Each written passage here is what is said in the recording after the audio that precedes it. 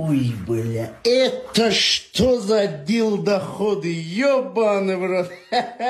Вот на таких шапокляках сейчас на свидание пойду. Lewandowski lui aussi, il déconne à jouer avec des chaussures aussi longues que ça. Bon, apparemment le graphiste aurait pris des milliers. Je l'ai eu hier soir au téléphone. Il m'a dit qu'il avait pris des milliers de la part de Tebas pour trafiquer ces images-là. Je vais pas forcément parler de l'arbitrage d'hier, mais me concentrer sur ce qui nous concerne nous, parce qu'on en a marre de tout le temps dire « Ah, c'est l'arbitre Intel ». Bon, cependant, 2 défaites en Liga, les 2 défaites, c'est avec le même arbitre. Est-ce que c'est un hasard? Je vous laisse en tirer les conclusions. Ce qui est sûr, c'est que je pense qu'il y a plus important pour nous sur quoi se concentrer que de dire l'arbitre, parce que ça n'avancera à rien. Vous voulez qu'il fasse quoi? Qu'il voit que c'est bel et bien une erreur, qu'ensuite il rejoue le match? Non. Donc maintenant, il faut avancer main dans la main, sauf Ferran Torres, toi s'il te plaît, tu nous donnes pas ta main, garde ta main pour toi. Avançons main dans la main et parlons de l'actualité et un petit retour à froid du match d'hier. C'est officiel, Lewandowski est blessé 10 jours, comme si ce n'était pas suffisant que Lamine Yamal soit blessé. Il a fallu que Lewandowski le rejoigne à l'infirmerie. Alors évidemment, ça a poussé la curiosité de plus d'un qui pense que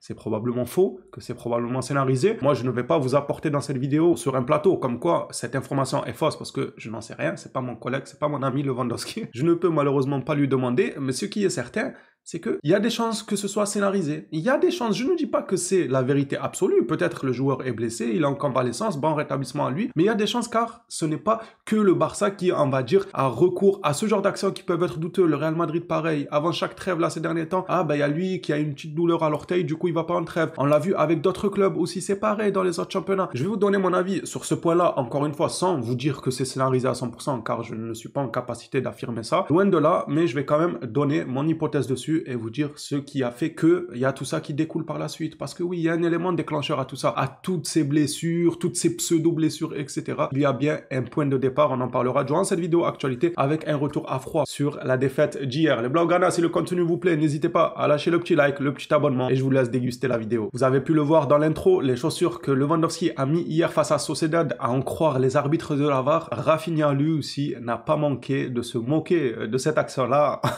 en mettant ça sur sa story Instagram et il a identifié Robert Lewandowski en lui disant en gros t'as joué avec ça selon les arbitres de la VAR, on nous a dit que t'avais joué avec des crocodiles aux pieds. C'est pas des chaussures apparemment qu'il a mis hier selon les arbitres. Je clôture cette page arbitre, je ne vais pas m'étaler dessus mais plutôt avancer. Lamine Yamal est absent 2 à 3 semaines, nous apprend-on aujourd'hui. Il n'ira donc logiquement pas en sélection. Ça c'est sûr, on s'en doutait déjà parce que l'information est tombée quelques heures avant le match de Sociedad et j'ai vu beaucoup de Blaugrana jubiler du fait qu'il ne va pas à la trêve. Je peux comprendre que la trêve nous a choqués. Je suis le premier à ne pas aimer cette trêve. Moi, je suis l'une des personnes, la trêve ne m'excite pas. Pour être honnête, je m'en tape. À part quand c'est des matchs à enjeu énorme, mais moi, je m'en tape des trêves internationales. À mon échelle, ça ne m'excite pas. Si d'autres apprécient ça, tant mieux pour vous. Prenez du plaisir, il n'y a aucun problème avec ça, mais ne forcez pas les gens à avoir le même avis que vous. Moi, ce n'est pas mon délire de voir des trêves tous les 4 matins. Malgré tous ces traumatismes que la trêve nous a causés, là où je n'étais pas d'accord avec les Blaugrana de jubiler du fait que Lamine va rater la trêve, c'est qu'on a un match avant, mais on s'en fout, on verra plus tard pour la trêve. Laissez-nous Lamine, arrêtez de jubiler du fait qu'il soit blessé, qu'il manque le match contre Sociedad,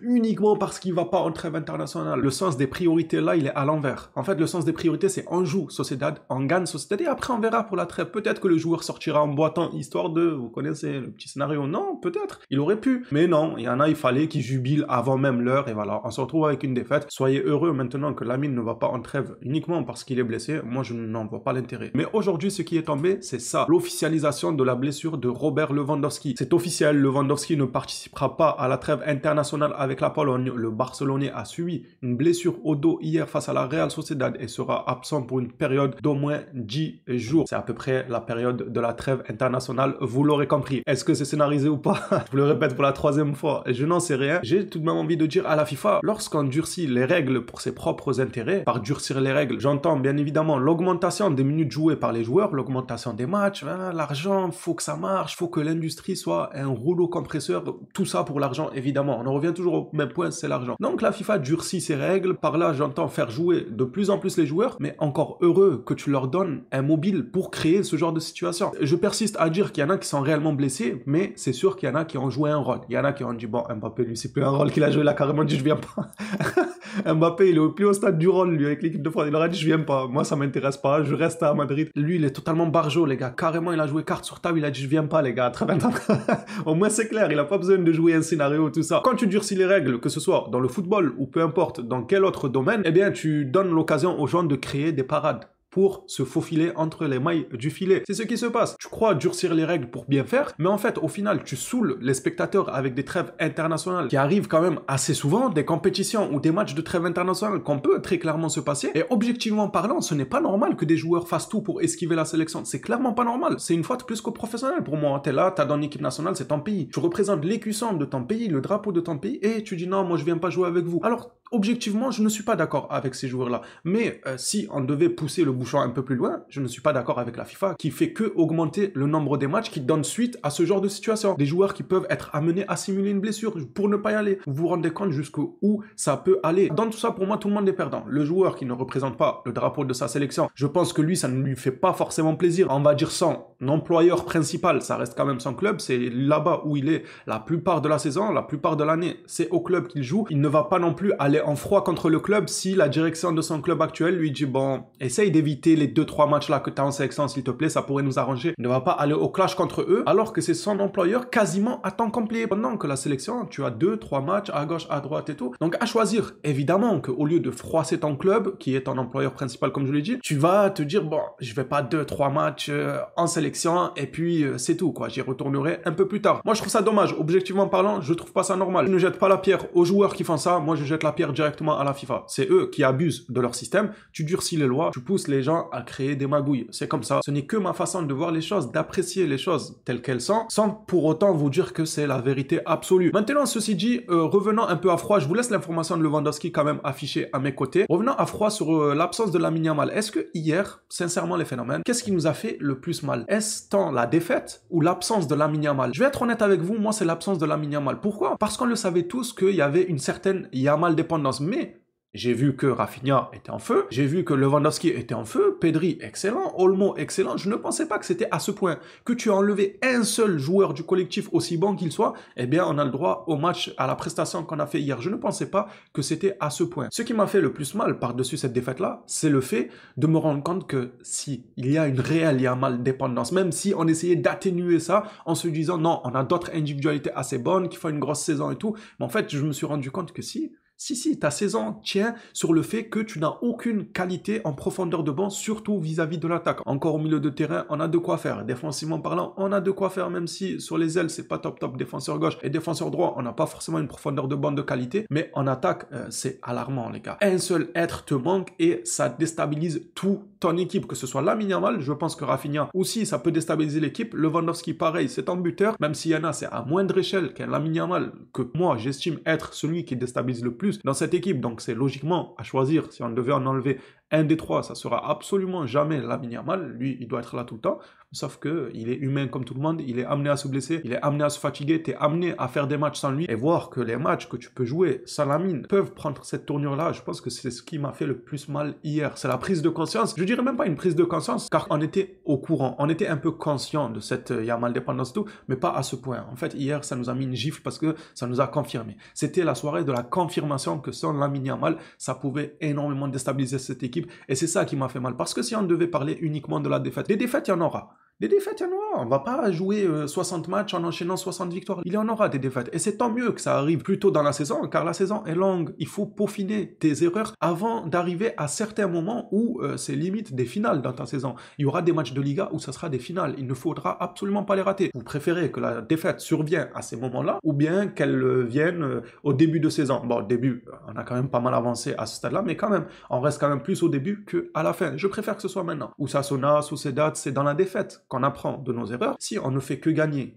que rester sur notre nuage, eh bien le jour où on perdra une finale, on va tomber de haut. On va arriver en quart de finale, demi-finale de Ligue des Champions, on va se prendre une gifle, on va dire « Ah, mais en fait, c'est quoi le souci? On enchaîne tout le monde avant. » Oui, mais sauf qu'en enchaînant tout le monde avant, on n'a pas eu l'occasion de perdre et de mettre un réel point sur nos erreurs, nos problématiques, nos manquements, la gestion des joueurs, leur repos, la trêve internationale, évidemment. Tout ça, on se serait probablement dit « Ouais, tranquille les gars, pour le moment on gagne. 35 victoires d'affilée, on roule sur tout le monde, on est tranquille. » Sauf que le jour où ça te tombera dessus à des moments plus importants que des matchs de Liga où tu avais déjà un certain confort avec tes 6 points d'avance, eh bien je pense que tu tomberas de très très haut. Là, Ça va nous permettre, on va essayer de prendre les choses comme ça, moi, les gars, je vous avance ça, mais je suis quand même attristé par cette défaite. Faut juste faire avec et le prendre comme ça, le prendre comme une erreur de parcours qui va nous aider à grandir. Même Pedri lui-même hier a déclaré que l'équipe a manqué de précision, mais moi je l'ai vu, les gars. Je l'ai vu, Pedri, je l'ai jamais vu comme ça. Rater des passes aussi simples que ça, c'était pas Pedri.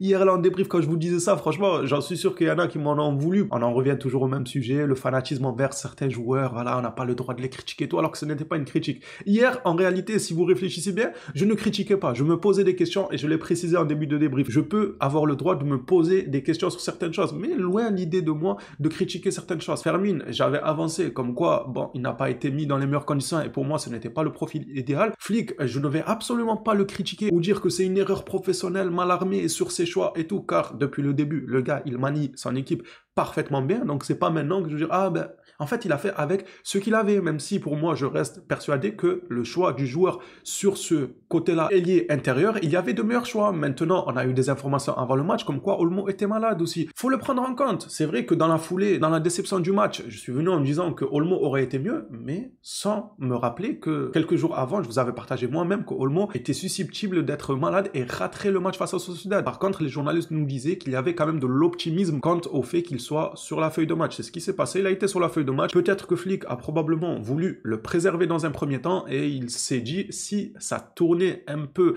dans le mauvais sens, eh bien je le ferai quand même jouer. Voilà, il faut prendre tout ça en compte aussi les gars. C'est pour ça qu'à chaud on peut dire certaines choses et ensuite à froid, une fois que les esprits se calment, on se dit bon c'est vrai que là ou là on n'aurait pas forcément eu trop de choix. Tout ça pour dire que loin de moi l'idée de tomber sur des individualités. Hier pour moi c'est le collectif qui n'a pas bien fonctionné. Loin de moi l'idée de critiquer Pedri et le fait qu'il soit imprécis. D'ailleurs, lui-même, il est venu nous le dire en conférence de presse qu'il trouvait que l'équipe a manqué. Il a dit nous avons. Évidemment, il n'a pas dit que c'est lui-même. Il n'a pas rejeté la faute sur ses collègues. C'est normal, il faut parler au nom de l'effectif. C'est une équipe. On ne jette pas la faute sur une seule individualité, à part Ferran Torres. Je rigole, c'est bon, les fanatiques de joueurs là. Lâchez ma veste, c'est bon. Bon, il n'a pas énormément de fans, mais quand même, je vous promets qu'il en a quelques-uns qui le défendent corps et âme. On ne va pas jeter la pierre à une seule individualité, ni au coach qui fait du très bon boulot avec les armes qu'il a. Franchement, il nous a fait kiffer. On ne peut pas lui en vouloir pour une défaite. C'est clairement pas le fautif lors de cette défaite, selon moi. Clairement pas. S'il y avait quelqu'un à qui on ne peut pas en vouloir, c'est à Flick en premier lieu. On peut tout de même se poser des questions. On a tous le droit, mais sans forcément affirmer que lui ou lui est en tort, il a fait une erreur, il a fait ci. Les Blaugrana, dites-moi un peu ce que vous en pensez, vous, de votre côté, à froid sur ce match, parce que à chaud, je pense que vous aussi, vous avez probablement dit certaines choses. Peut-être quand Fermin, j'ai vu certaines personnes dire ah, il a manqué de ça, il a manqué de ça. À froid, est-ce que vous continuez à appuyer vos propos sur certains joueurs, ou bien vous prenez le recul pour vous dire ah, c'est vrai qu'on va peut-être en sortir grandi de cette mésaventure-là. J'ai hâte de lire vos retours à froid dans les commentaires. Et ceci dit, Lewandowski n'ira pas en trêve internationale, ainsi que Lamine Yamal. On espère qu'ils nous reviendront en forme à la fin de celle-ci. Les phénomènes, ça sera tout pour moi dans cette vidéo actualité. Hâte de vous retrouver dans une nouvelle vidéo du FC Barcelone pour continuer l'aventure ensemble. D'ici là, prenez soin de vous les Blaugrana.